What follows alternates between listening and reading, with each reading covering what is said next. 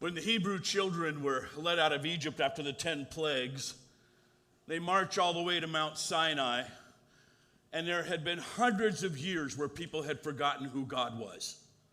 And because they'd forgotten who God was, it had actually been about 500 years plus since their common ancestor Abraham had been the one to reintroduce a monotheistic concept of God and who he was. And now they were all worshiping different gods. Egypt had influenced them. So they get to Mount Sinai. God drops on the mountaintop, cloud, smoke, fire, rumbling, lightning flashes, and he speaks audibly to the entire mass. The estimates are about 1 million Jews would have been there at the time. And it so freaks them out that they say, Moses, please don't let God talk to us anymore. You just go ask him what he's going to say and then tell us, right? And that first time he speaks, he's dropping the 10 commandments on him. The very first time the 10 commandments come, he's saying, of all the things you have forgotten to do, of all the things about life and everything, these are the 10 things that you have most forgotten. I'm sure I've got the wrong lighting up. Number 5, probably, eh? So I want these babies is what I'm looking for so I can see what I'm doing. There we go. Very cool. All right, so the 10, the 10 commandments. No other gods before me. Do not make for yourself a carved image. Don't take the name of the Lord your God in vain, which, by the way, ain't about cussing. It's about being a hypocrite, claiming you're working or doing something for God and worshiping God, but not at all. Don't take the name of the Lord your God in vain. Remember the Sabbath day, keep it holy. Honor your father and mother. Do not murder. Don't commit adultery. Don't steal. Don't bear false witness. And don't covet your neighbor's stuff. Of all of those, modern era Christians tend to like at least 9 of the 10, right? Society in general is clearly throwing out even more. They'll laugh at adultery and stealing and who knows what, but at least modern Christians, both Catholics and Protestants, will look at the list and say, we really like 9. There's usually 1 that we throw out. What is it? Honor the Sabbath and keep it holy. Honor the Sabbath and keep it holy is the one we usually toss. It's because they'll say, if you spend time in Christian churches, they'll tell you, we can find all the other 9 in the New Testament, but it's really hard to find the Sabbath one in the New Testament, so therefore we've shifted to worshiping on Sundays instead of Saturdays and that kind of thing. But actually, that only makes sense if the Sabbath is nothing but ceremony. Now, which day is the Sabbath is up for grabs, and we can debate that. Classically, it would have been Saturday because it would have been the 7th day, Sunday being the first day, but there's a whole lot of stuff about the calendar that's weird when it comes to matching it to creation, which I'm not going to get into. But it's interesting that even scientists in modern society have said, this concept of taking a complete and total break at minimum 1 day out of 7 is really good for mankind. Here's some examples. You got to keep in mind that actually for almost all of human history, most work was physical work, right? We're a modern era technological society, so we sit in chairs and look at computer screens. But for 5,000 years or plus, that's not been the human condition, right? That's only really been since the modern of sort of the way that society's gone since maybe the 1950s. I mean, you go back even the 1930s and 40s, physical manufacturing, farming, that's been the bulk of human work, right? A trade that you would do, carpentry, those kinds of things. Physical work has been the work that most people have done. So when you look at the Sabbath matching physical work, it totally makes sense because the physical work means, so here's some things that just a workout schedule, physical workout schedule, if you talk to people who do a lot of that, they're like, you need to take a break from all that physical activity. Running, lifting weights, all that kind of thing, because there's health benefits. For one, it alleviates muscle pain and soreness. Taking a break at minimum 1 day in every 7. It also repairs and rebuilds muscle tissue. Because exercise of any kind creates microscopic tears in muscle tissue. And during rest days, cells can reboot, right? The fibroblasts, they're called, can repair themselves, building up muscle tissue. The third thing is it replenishes the body's energy stores. So exercise, physical activity depletes the glycogen levels, which leads to muscle fatigue. And the depletion of the glycogen in the muscles triggers the body to use proteins for energy, meaning there's less protein available to assist muscle repair and growth. So you look at, it prevents injury as well. because overexercising puts too much repetitive stress on the body. It allows the mind to rest. Overexercising can tire your mind as well as your body. Tiredness can lead to poor decision making. It increases your risk of injury. And the sixth thing is exercising daily without taking a rest day can cause both physical and mental exhaustion. So without a rest day, muscle, joints, and other important structures do not have adequate time to repair themselves. Continually pushing on without a rest day will eventually lead to energy or to injury. So you can see that when God creates the Sabbath, there's more to it than just a ceremonial religious day. He's doing something for humanity. In fact, Inc. magazine also has a list of 12 scientific reasons you need to take a break once every 7 days. And they looked at it in our modern era, because in the modern era, a lot of us sit on a chair for 6 or 7 hours a day, staring at a computer screen or whatever it might take to do. So our work is the opposite. Instead of repairing from the physical work, in the modern era, we need to repair from sitting so much. So they say, okay, so time out from work, number one, it reduces stress. Number two, the timeout gives you a chance to move.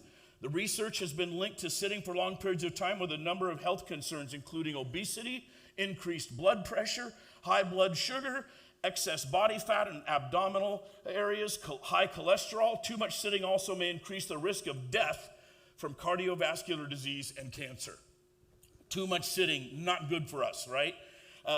Number three, time off from work reduces the inflammation and the risk of heart disease. Most occupations these days are sedentary, sitting. So studies show that time sitting, as most of us do at work, influences inflammatory markers even without elevated blood glucose, obesity, or heart disease. Each 1 hour increase in sitting time, check this out, each 1 hour sitting, that time associates with an 18% increase in your mortality risk of cardiovascular disease. Dang, I sit in a chair a lot, doing what I have to do. Number four, getting away from work boosts your immune system. Number five, you'll sleep better during the time out from work, taking a break from that. It helps your time reset your sleep disruptive levels. Number six, your activity time adds years to your life. Taking time off will add years to your life, 1 day a week. Taking regular time away from work restores your mental energy.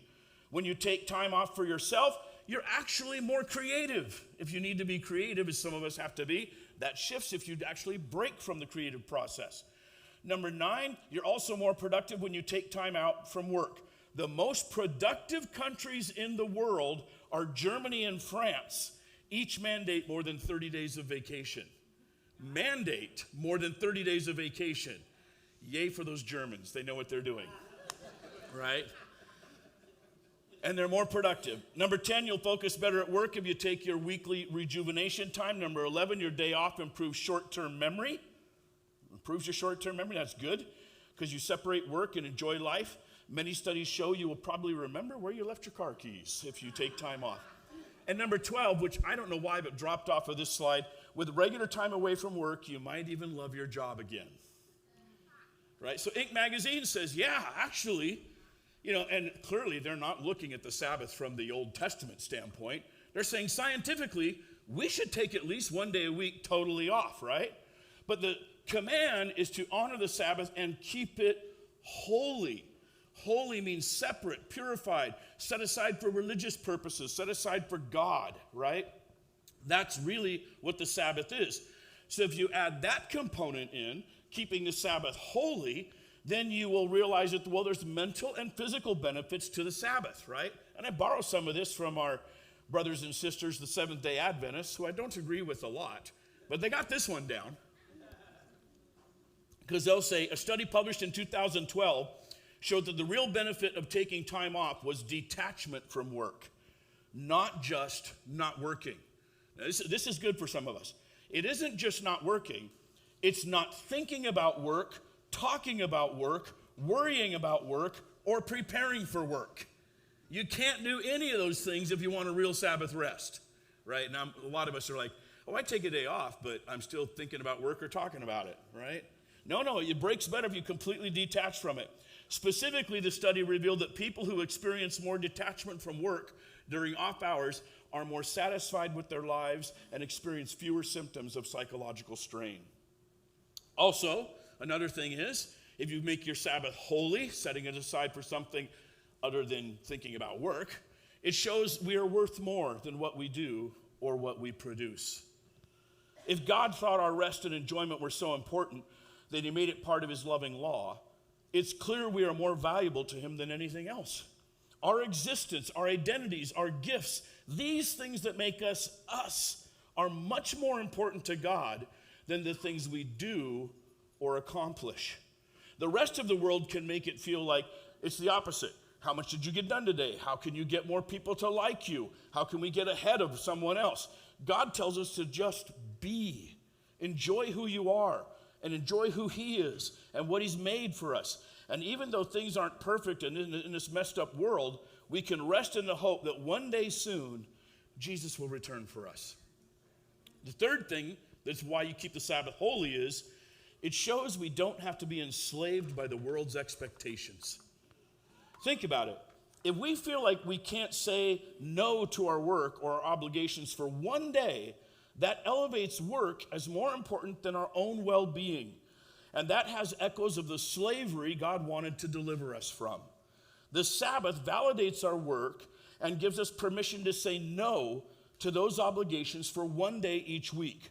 Our allegiance is to God, our Creator, not to the world, which will never be satisfied. The world says, make yourself more. Give us more. God says, you are enough, and I just want to spend time with you. So honoring the Sabbath and keeping it holy may have a lot more to do than just being a ceremonial day. Maybe when God did creation and he added the seventh day of rest, it's because written into the fabric of the universe, physically, psychologically, emotionally for human beings, everything about that seventh day of rest is like, it's crucially important to have it. And if you don't have it, your life will not work out happily. And maybe God was looking at something more than just a ceremony day. I think so. This is all very interesting to me at this time because we're studying through the Gospel of Matthew. And as we study through the Gospel of Matthew, we're hitting chapter 12 today, the opening few verses of chapter 12. Jesus deals with the concept of the Sabbath. And he bumps up against the religious leaders who have a totally different idea about how to use the Sabbath than Jesus has. So if we look at this passage, there's some stuff we can learn. Now, we provide Bibles like this. They're on the end of the rows on tables if you need one. If you got your own, open it up. Some people read the Bible on their phone using Bible Gateway. They're on the tables. So grab one of these Bibles or grab your own, and let's go to Matthew chapter 12. Matthew chapter 12. Here we go. Okay. Oh, Lord, before we begin, I just pray that you speak to us through the power of your word, through all the thoughts that I have had, that they become not my own, but they become yours. That your Holy Spirit speak through just the holy sacredness of your word into our hearts and our minds. And every one of us walks in this room somewhat the same, but all slightly different with what's happening in our own lives. So somewhere today, Lord, speak to each and every one of us through your word, through the power of your Spirit. Change and transform us. Eliminate the bondage of slavery that we often can feel. And set us free, Lord, to do your will, your way. We ask us in your name. Amen. All right, Matthew chapter 12, verse 1. It says, at that time, Jesus went through the grain fields on the Sabbath, and his disciples were hungry. And they began to pluck heads of grain and to eat. And when the Pharisees saw it, they said to him, look, your disciples are doing what is not lawful to do on the Sabbath. Okay, let's hold right there. Woo, we didn't get very far, right? We'll get through the others, but let's unpack a little bit what's going on. Okay, so in Jesus' time, without big combines and stuff like that, without the machinery that we have today, they would actually create their fields in narrow rows, maybe, 15 feet wide and long, and then there would be a dirt path, and then another field. So the fields were divided with these dirt paths that you could get through, and you wouldn't trample the grain, and you could get from field to field and area to area. Those were right-of-ways. So if you were walking through the countryside, you wouldn't trample down somebody's wheat field by walking through it. You would use that dirt path, which separated the two fields. It was a little easier to do harvesting, getting in and out, doing all the things you needed to do. sowing seed or whatever may happen if you had that little dirt path. So it's a Sabbath, and Jesus and his disciples are walking along this dirt path, and his disciples are hungry, and so they're grabbing the heads of the grain that is sitting there on the stalk as they're walking along, and they're pulling a head off, and they're doing this in their hand, and they're getting rid of all the extra shaft till just a little grain head is, and they're eating that. So to the Pharisees, they are actually going through 3 stages of forbidden work by doing that act. They are reaping, winnowing, threshing, and preparing a meal. That little act right there violated 4 laws of the Sabbath. I'm stuck with this idea. The disciples following Jesus are so stinking hungry, they have to actually eat heads of grain, right? I think following Jesus will be so easy. He's this powerful, loving God. Everything will be fine. It's like, you know what? Following Jesus is like, it's hard. It's difficult. We've walked a long way. We've run out of food. And Jesus is like, don't worry, we'll get you there, guys. I'm hungry enough that I got to actually steal these heads of grain. It was actually permissible by the Mosaic law. You could do that. It was left for the poorest of the poor to be able to go through the fields and grab the grain. And it's like, what does that say about following Jesus and the disciples? Right? I'm like, well, for one, following Jesus ain't always easy, right? Always ain't going to be a cakewalk. But the other thing is, only the poorest of the poor did that. It's like there was a lot of times Jesus and the disciples were hungry and busted and broke. But they loved him and they followed him anyway. And Jesus is like, okay, so they're violating this law. Now the Pharisees see them, which I don't even know what to do with that. Like, well, let me wait. They're walking through the field and they're getting the heads of grain, and they're doing this, and then they're eating the grain. Why aren't the Pharisees in synagogue where they belong? What are they doing, right? Well, clearly they're out there watching them and following them, right? Like, well, what are you guys doing violating the Sabbath? You should have your butts in synagogue right now, right? But no, they're out there watching the disciples trying to catch Jesus doing something wrong. And they got him on this one. They're like, we got you, you're doing something wrong, because you see, they had this code of ethics called the Mishnah. Now, 600 years before Jesus came on the scene, the temple was destroyed. The Babylonians came in, obliterated the temple, captured everybody, took them off into slavery in Babylon, left only the poorest of the poor and some rough renegades there with the poor prophet Jeremiah. A lot of stuff goes down. But in that time, they were all keenly aware we were destroyed because we violated God's laws. We were absolutely obliterated by the Babylonians because we stopped obeying God. So in the 600 years between the destruction of the temple, they would come back and rebuild it, and then along all this other history would happen, then along comes Jesus. But in that 600 years, there was this spiritual revival in the heart of the Jewish people to say, we must never, ever allow that to happen again. We must never violate God's laws again and be wiped out again. So what they did is they had all of these extra laws that they began to add, saying, we know the law says don't work on the Sabbath. That's actually in the law of Moses, in the Old Testament, in the Hebrew Scriptures. But then came the question, what's work? Because some of the stuff was mentioned in the Old Testament, mentioned by Moses, but a lot of stuff wasn't. So they began to say, if I'm going to honor God to see to it that we never have this problem again, what is work? So the rabbis started to come up with these codes of what constitutes work so that they could then say, don't do these things, don't do those. And what they started with, and these were oral for a long time, they were just verbal rules.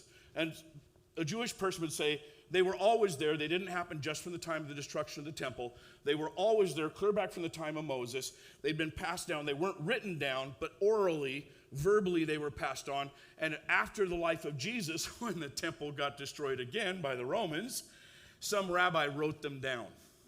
And he wrote down the oral laws, and they became the Mishnah. But in Jesus' time, a lot of these laws would have still existed. They would have been verbal traditions. So there were 39 major categories of what constitutes work. 39 categories, right? And in the 39 categories, each of the 39 was divided into hundreds of subsections. So if you were to go and find the Shabbat's work prohibition on Jewish Publication Society's Guide to Jewish Traditions, this is the conservative view. This is the Orthodox view. This would be a very traditional Jewish view. But on their side, it would say this. it would say all of the laws were broken, the labor laws were broken down into initially what it meant to build the tabernacle, the first church, the first building that worshiped God. The first one was portable. It wasn't permanent. It was a tent, had the Ark of the Covenant and that kind of thing in it, and it traveled with the Jewish people in the wilderness. So they broke it down into these. Number one, anything that pertained to the showbread. Every Sabbath, 12 loaves of bread about this big around were baked, and they were laid on a table inside the Holy of Holies, before the holy place, right in front of the altar of God, and right on the outside of this curtain that would separate the Holy of Holies, where the Ark of the Covenant was. There'd be a menorah, there'd be this table of showbread, there'd be a table of incense. These huge loaves of bread about this big would be placed on a table, fresh baked every Sabbath, laid on the table and changed out. The leftover ones the priests were allowed to eat. So anything that had to do with that was part of the first labor laws. So no sowing, no plowing, no reaping, no binding, no threshing, no winnowing, no selecting, no grinding, no sifting, no kneading. Nothing that had anything to do with preparing grain. That's out. All those rules are the first category. Another category was work related to the coverings of the tabernacle and the vestments that the priests wore. So since it was a tent, right, everything had to do with that. So no shearing of sheep, no bleaching, no dyeing, no spinning, no stretching material. You can't make more than 2 loops if you're working with thread or rope. 1 loop is okay, 2 is out because now you're working. The beginning of sewing, including threading needles, weaving, separating, tying a knot, untying a knot, sewing, tearing, all of that's out. That's working on the Sabbath. The third category was activities concerned with writing and the preparation of parchment, which was animal skin, right? So anything that had to do with writing or the preparation of animal skin, which also would include erasing. You couldn't erase anything on the Sabbath. So that group of rules has to do with no trapping, no hunting, no slaughtering, no skinning, no curing hides, no scraping pelts, no marking out a hide to make ready for cutting, no cutting of any kind. It can't be done, right? No writing, no erasing, no constructing, no building, no demolishing. Can't do that on the Sabbath. No kindling a flame. That's actually in the Old Testament. So no lighting or extinguish. Modern Jews will not turn on a light bulb because of the spark inside the light bulb creates a flame. So they keep that law. No carrying. Nothing from private to public domain or vice versa. No putting finishing touches to a piece of work that you may have begun before the Sabbath. Once the Sabbath hits, you can't do that. So the rabbis had all of these rules, 39 categories plus hundreds of subcategories. The rabbis decreed that one should not only avoid the forbidden acts, but also must not do anything that, 1, resembles a prohibited act or could be confused with it. 2, is a habit that is linked with a prohibited act. Or 3, usually leads to performing the prohibited act. So the measures became even thicker and thicker. These were called putting a fence around the Torah, the law. For example, ripping a piece of paper is forbidden since it resembles cutting a shape.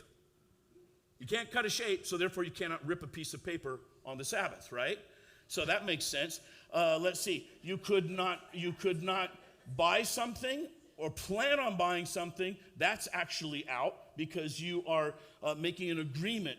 And usually those agreements were confirmed in writing. Since you can't write on the Sabbath, you can't even make the agreement that would lead to the writing. Make sense?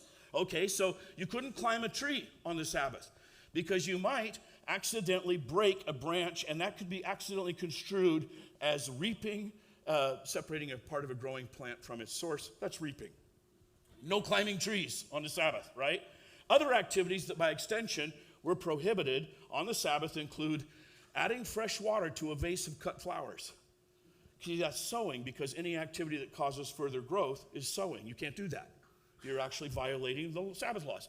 Making a bouquet of flowers on the Sabbath is out because that could be confused with making a sheaf. Separating good fruit from spoiled fruit. Now you're winnowing, you're selecting and you're winnowing, right? You're sifting. Brushing dried mud from your boots because there might be particles of grain in there. You could be grinding, so you cannot brush the dried mud off your boots. Cutting your hair or fingernails on the Sabbath is prohibited because it resembles sheep shearing. Or removing the covering of a human or an animal, or might even make you think about that. I know in my case, a good haircut might be like sheep shearing, but I don't know about the rest of you. Applying makeup is out on the Sabbath because it's dyeing, right? You're dyeing your face. Braiding hair is out because that's weaving. Rubbing soap to make a lather, applying face cream, polishing shoes, using scouring powder or utensils or other surfaces, anything that scrapes smooth the surface of any material by grinding or rubbing or polishing is out. Can't do that on the Sabbath. That is work. And you can see how the laws got thicker and thicker and thicker of defining what is work. And then, even in the modern times, there's something called mutzka. That's things you can't even touch in case you might accidentally work on the Sabbath. So there's a list of things that are forbidden. They have to be set aside. Like in the modern era, you can't touch money. You can't touch a checkbook. You can't touch scissors or hammers or saws. You cannot touch a pencil or a pen. It might lead you to writing. In the modern era, you cannot touch anything that is battery operated, like a flashlight, a radio, operating your stereo TVs. No telephones, no computers. Anything that might lead you to accidentally work is forbidden, right? So you can see, by the time Jesus comes along, there's these unwritten but verbal rules that have been added to the law, which are the fence around the Torah, things you cannot do. And by Jesus' time, the Pharisees took these very seriously. So seriously that they were equal weight with anything actually said in the Mosaic law. So when they see Jesus' disciples walking around plucking a head of grain and doing this and then just eating the kernels, they're like, you have no idea how many laws of the Sabbath you're violating. And remember, in their mind, the whole idea is if we don't follow God exactly right, God's going to destroy us. And so their thinking is we have to protect ourselves from maybe even accidentally violating God's laws. Jesus is coming along, and he never violates God the Father's laws, but he violates those Mishnah laws all the time. He violates the man-made additions to God's laws, but he never violates God's laws. So Jesus comes along, and this is what's happening, and they're actually mad at him because, like, you can't possibly be a holy man or a righteous man if you're doing any of these things on the Sabbath. You can see that God's original plan was, I'm giving you the Sabbath as a gift to rejuvenate and replenish your life, to restore your body, to give you mental energy, to make you creative, to give you rest, to give you the recreation, parting from your normal routine of work. I'm giving you a chance to have your body and your mind be better. The Sabbath is a gift to mankind. By Jesus' time, the Sabbath was this bondage of slavery to rules and regulations that you were terrified you might violate. And so we pick up our story in Matthew 12. But he said to them, have you not read what David did when he was hungry, and those who were with him? How he entered the house of God and ate the showbread which was not lawful for him to eat, nor for those who were with him, but only for the priests? Or have you not read in the law that on the Sabbath the priests in the temples profane the Sabbath and are blameless? Yet I say to you that in this place there is one greater than the temple. But if you had known what this means, I desire mercy and not sacrifice. There he's actually quoting Hosea 6:6. I desire mercy and not sacrifice. You would not have condemned the guiltless. For the Son of Man is Lord even of the Sabbath. Okay, so Jesus' answer is kind of weird. It's like, all right, he's getting back to, you've forgotten. The Sabbath is a gift to mankind. Mankind is not enslaved to the Sabbath, right? And he talks about, well, haven't you read the exceptions in the law? Every now and then there's this exception that rolls around. So he goes back to this time that King David, now in a Jewish mind, there are three great leaders. There's different guys who are prophets, but leaders of the nation, only three big ones. Abraham, Moses, David.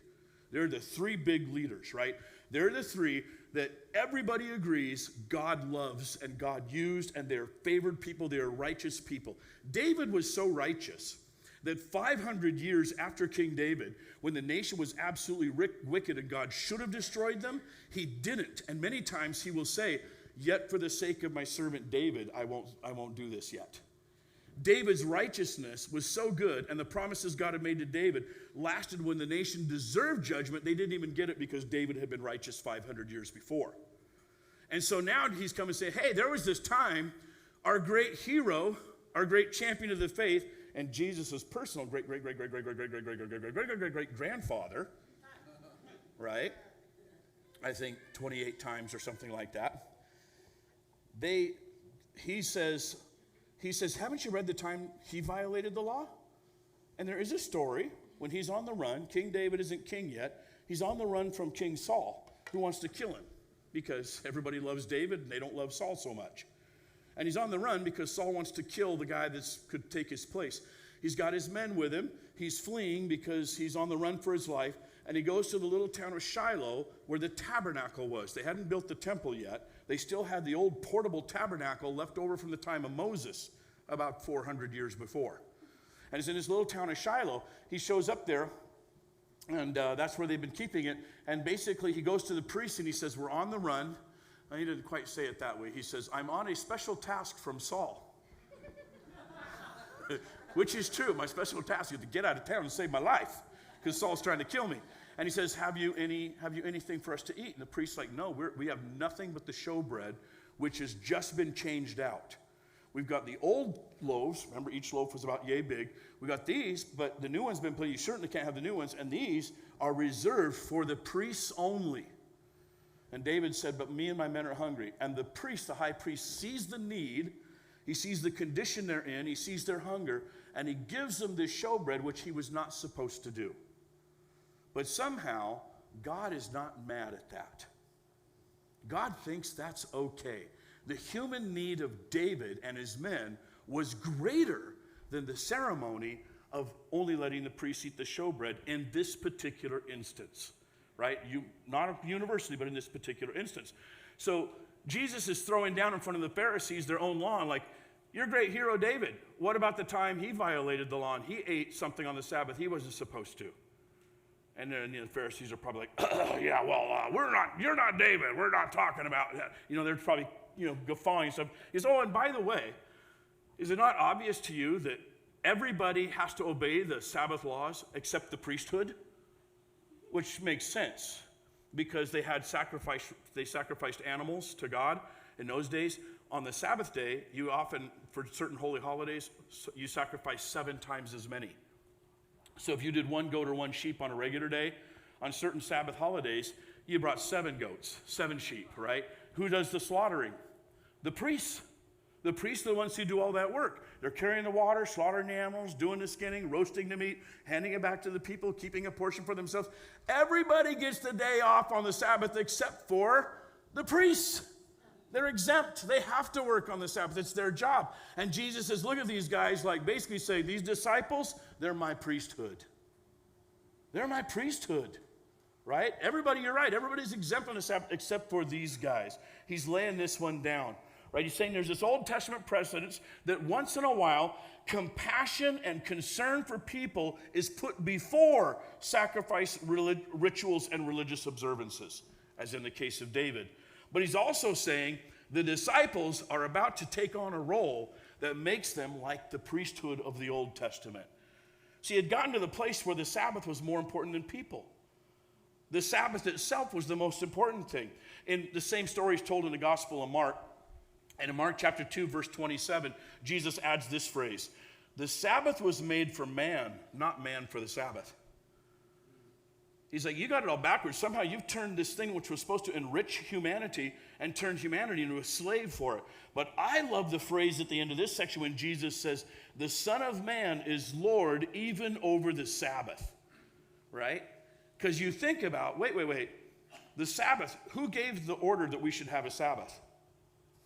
God the Father. At the end of creation, Adam and Eve. They're the first ones who get the Sabbath rest, right? And it's kind of interesting because they're only 1 day old when they get a Sabbath rest. Right? Hey, you guys, you got made yesterday. Take a break, right? You've been busy. You've been busy naming animals and stuff, right? Adam, you've been busy admiring Eve. Take a break, right? But what he did that for is to show it's not about your work. The rest is built into the fabric of the universe. It's something I'm giving you as a gift when you pause and you look back at all that God has built and made and done for you. That's the real point of Sabbath. the rest from work and thinking about who God is and what he's made and created and done for you. So even Adam and Eve got the Sabbath rest. So when Jesus comes on the scene and says, the Son of Man, that's a title he used for himself, is Lord even over the Sabbath, what is he saying? He's saying, I'm God. Only one who's Lord of the Sabbath is God the Father who gave the law, right? If he can be Lord of the Sabbath, he's saying, I'm God. I made the Sabbath. I'm Lord over it. I can determine how it's used and where it goes and what we do. He's throwing down this gauntlet that only a few people would pick up on. He's saying the only possible one who could be Lord of the Sabbath is God Almighty himself. And Jesus was like, yep. That's my point, right? Now, at this point, this showdown begins. This is the beginning of a great showdown that happens in Matthew chapter 12, because now the line's been drawn, and the Pharisees can either go, hey, this guy's doing miracles, he's preaching great stuff, he's got the power of God, he's raised the dead, he's made the lame walk and the blind see, maybe we ought to listen to this guy. Maybe he knows something about God we don't know, because look at all the power God has in him. Or they could say, you don't do things our way, and you're not one of us, and because you don't do things our way, the way we would do it and the way we think it should be done, and you do it any other way, you're wrong and you're not from God, because we know we are. Which path do you think they take? Path number two. Path number two. And so on path number two, the showdown happens where the next thing happens at another event on the Sabbath. And I think it's probably the same day. I think they were all heading towards synagogue. That's how they saw the disciples doing this bit of business, confronted Jesus before he went in. He goes in, and then it takes up here. It says, now, when he had departed from there, he went into their synagogue. And behold, there was a man who had a withered hand. And they asked him, saying, is it lawful to heal on the Sabbath? That they might accuse him. And then he said, what man is there among you who has one sheep, and if it falls into a pit on the Sabbath, will not lay hold of it and lift it out? Or how much more valuable then is a man than a sheep? Therefore, it is lawful to do good on the Sabbath. And then he said to the man, stretch out your hand. And he stretched it out, and it was restored and whole as the other. Then the Pharisees went out and plotted against him how they might destroy him. Good reaction to a miracle, right? Hey, you see that guy do the miracle? Yeah, let's kill him. Right? Same story is told in Mark chapter 3. Go to Mark chapter 3. There's a couple details that Mark leaves us that Matthew left out, but they're still legit, right? So Mark chapter 3, verse 1. And he entered the synagogue again, and a man who was there had a withered hand. So they watched him closely whether he would heal him on the Sabbath, so that they might accuse him. They sat there watching Jesus, planning. They're not doubting that he has the power to cure this guy. They could do a miracle sitting inside their synagogue. They're not even doubting he can do that. They know he can do it. They're wondering if he will do it. Right? I mean, how warped are their poor broken brains at this point? And it says, and he said to the man who had the withered hand, step forward. And then he said to them, meaning he turns to the Pharisees. Now here's this guy with this, yeah, here I am. What's the deal, man? And he's probably feeling really self-conscious, like, I'm not even sure I'm supposed to be in synagogue right now. I can't go to the temple with a withered hand, that's for sure. It's in the Old Testament law. I couldn't show up at the temple this way, but I can come to synagogue this way. And he's standing there with his withered hand, probably crushed in some sort of farming or construction accident, most likely. Now he can't work anymore. He's poor, he's destitute. He's probably been reduced to a beggar. And so he's got this guy standing in the middle of the synagogue, and he turns to the Pharisees and he asks them these questions. He says, is it lawful on the Sabbath to do good or to do evil, to save a life or to kill? But they kept silent. That's a great question. He's saying, hey, by the way, is it lawful to save a life on the Sabbath? The answer is yes. Right? Is it lawful to do good on the Sabbath or to do evil on the Sabbath? The answer is it's lawful to do good.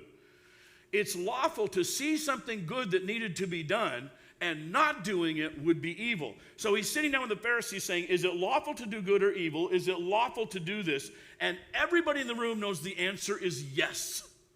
But they won't say yes because they hate Jesus so much they keep silent instead. He's calling them out on their hypocrisy. He's calling them out on their two-faced double standard of righteousness. He's calling them out saying, you know that if I heal this guy, it's right and good and clean before the law. I just want to hear you say it first. You know the answer. And they won't say it. They won't even say it because they know they would be trapped in their hypocrisy. And in the Mark chapter, he goes on, and when he had looked around at them with anger, being grieved by the hardness of their hearts, he said to the man, stretch out your hand. And he stretched it out, and his hand was restored as whole as the other. Then the Pharisees went out and immediately plotted with the Herodians against him how they might destroy him. Wow, right? I mean, for one thing, think about this. What are they mad at? They're mad that he's going to do work on the Sabbath. They're mad that he's going to violate their 500-year history of the Mishnah rules. We got all these rules we have added to protect ourselves from violating God's laws. And you're about to violate our rules to protect us from violating God's laws. And Jesus is like, don't worry about it. I'm God. It's going to be okay. Right? I know what I'm talking about. And now they're having this showdown of who's in charge. He's even confronting them with their own words. See, it was illegal actually for them for healing to be done according to the Mishnah, which is kind of an interesting thing. You could actually keep an injury from getting worse, but you weren't allowed to do anything to make it better on a Sabbath. So if you cut your finger on a Sabbath day, you could put a bandage on it, but you couldn't put ointment on it to make it heal. You have to wait till the next day to put the ointment on it when you change the bandage. They had all these rules about you couldn't do, right? If a wall fell down on somebody or an accident happened on a Sabbath, you could dig just enough of the rubble to see if they were alive. If they were alive, by law, you could then dig them out and it was okay. But if they were dead, you had to leave them for a day and dig them out the next day, right? So, I mean, the laws were pretty complex, pretty complex. And here's Jesus saying, okay, they know he can do the miracle. They're wondering if he will do the miracle. I mean, already right there, I'm a little bit like, well, isn't the fact that he's doing miracles mean he knows something y'all don't know? Maybe he's got a relationship with God that's higher than anything you've ever seen. Maybe you ought to pay attention to his words because he's proving by this unbelievable power that he has that he's something special. Maybe you should be paying attention to the miracle and not the Mishnah, right? You think that'd be a given, right? Nope. People are so set in their ways. People are so set in their ways, right? We all think we're right. All the time we think we're right. Because we're set in our ways and we think we're right. Sometimes God comes along and he tries to knock us out of our prejudices or our habits or our bad ways of thinking or our preconceived notions that we have been in so long we think we're right. And God is trying to say, I'm trying to wake you up from your wrongness that you're holding on to so tightly. And so Jesus is doing this miracle and basically says, which is worth more, a man or a sheep? Answer obviously is a man. Saving a man is better than a sheep. So in Matthew it said, which one of you, if a sheep falls down into a pit, you wouldn't rescue it? You all rescue your sheep on a Sabbath. Well, I'm here to rescue a man. Which is more valuable, a sheep or a man? Answer is man, right? Clearly. At every turn, he's confronting them with their hypocrisy, and they still can't see it. It just gets just interesting. And I love the fact that in the Mark passage it says, he's angry and he's grieved. You ever picture Jesus angry? You ever think that Jesus can look at some hypocrisy and some rebellion and some stubbornness and it enrages him? And then he's grieved. It's like, you are so twisted in your hypocrisy. I'm sickened, I'm grieved, I'm sad at how you've twisted my word and my laws so far. You can't even be compassionate to other people. And it makes him angry. And then I get a kick out of this. What actual work did Jesus do? He spoke a word. Stretch out your hand. The guy goes, poof, right? He didn't say, give me that hand, let me work on it a little bit. Hey, bring me some scissors, somebody. I'm going to cut something here. Hey, bring me a knife. I'm going to fix this guy's hand. He actually doesn't do any physical work. He just says something. Stretch out your hand. Guy stretches it out. To the Pharisees, that's enough. That was work. How was that work? How did that work as labor, right? That wasn't even labor.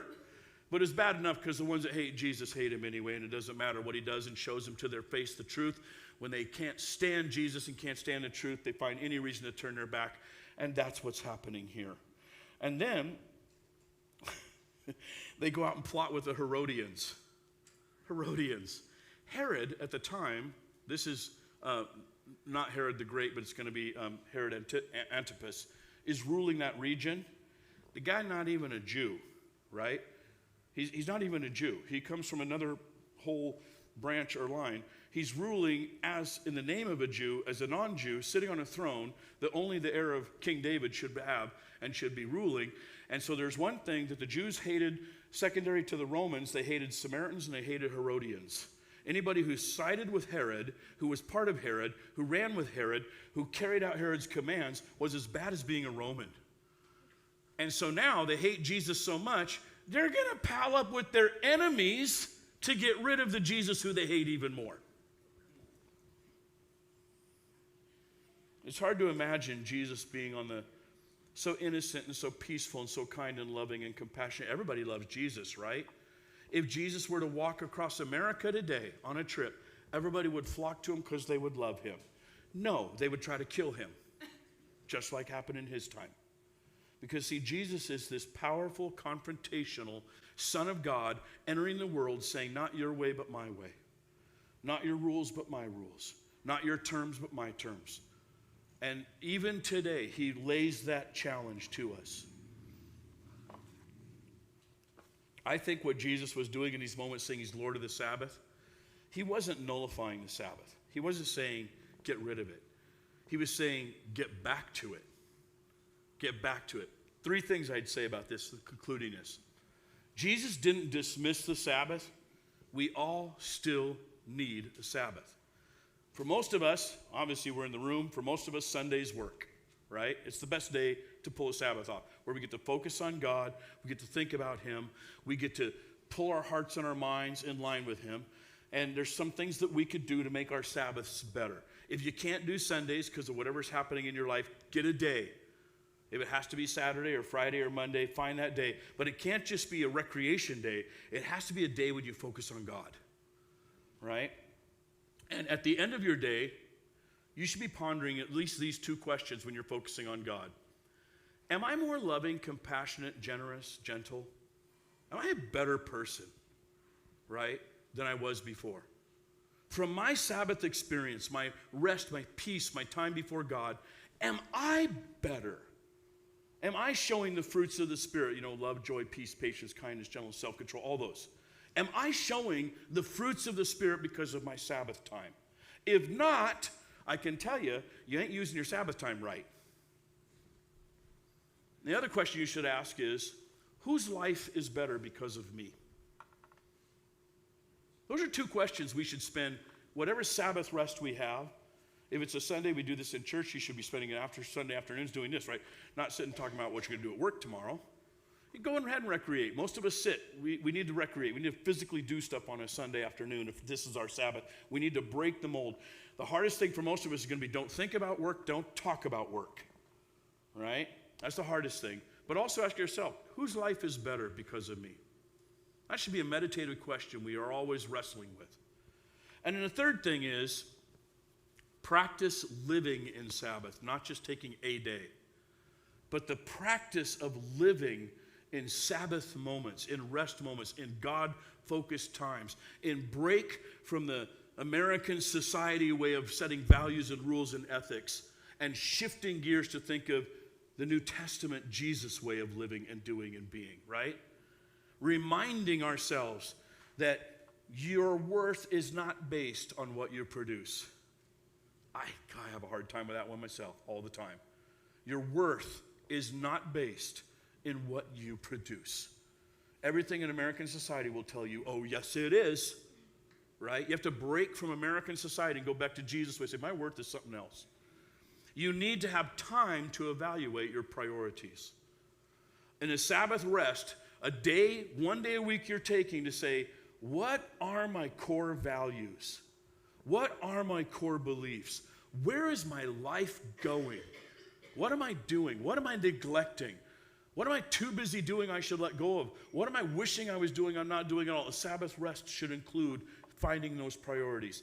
A Sabbath rest should include time to connect with friends and family, people you love, and talk to them and about what's going on in your life and their lives.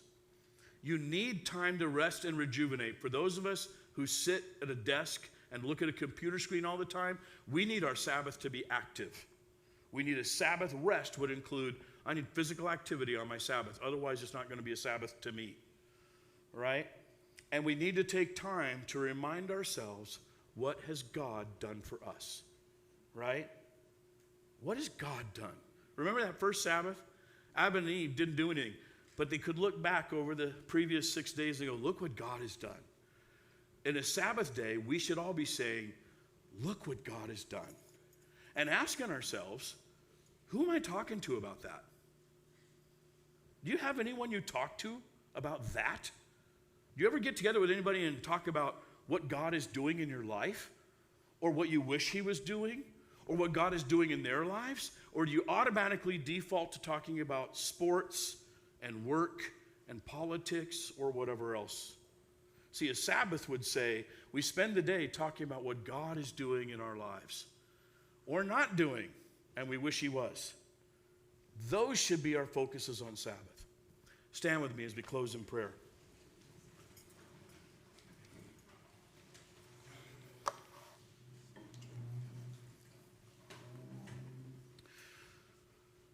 Lord, this morning, for a lot of us, we can feel a hunger in our heart, a thirst for a Sabbath, a hunger for a Sabbath, a day when we really could break from all the rest of our lives, put everything aside, lay down our chores, our duties, our responsibilities, our tasks, our housework, our home projects, our jobs, our plans, and instead take one whole day where we worship you, we think about you, we listen to you, we evaluate our lives according to you, we meet and refresh ourselves in the spirit of being with others who also remind us about who you are and what you're doing in their lives and what you're doing in our own. And so, Lord, will you help us? Because American society so comes after us all the time, demanding our attention and setting our values and our morals. So often we can't even see straight. And so, Lord, help us see straight. And by the power of your Spirit, would you give us, Lord, for some people in the room, they need that friendship. They need that person they can talk spiritual things with. And I'm going to pray that you bring that to them right away. I'm going to pray, Lord, you also give them the courage to begin speaking spiritual things and not just work things and sports things and recreation things. Lord, for some of us in the room, it's like we just need the stillness. We need the stillness to be quiet. Give us that, Lord. Help us see it and know. Let us hear your voice in our head and in our heart calling us to peace and quiet, to be off into the woods journaling or whatever it is you would call us to do. Call us to do that. For some of us, Lord, it's physical activity that you want us to do to rejuvenate our bodies. Would you give us the passion and the desire? Would you place the desires in us that you know are healthy for us? And may we all, Lord, begin to practice Sabbath every day, asking, am I a better person, and whose life is better because of me? These things we pray in your name, Jesus, King of kings, Lord of lords, and Lord even over the Sabbath. Amen. All right, God bless you all. We're going to keep hanging with Matthew the next few weeks. I hope you come.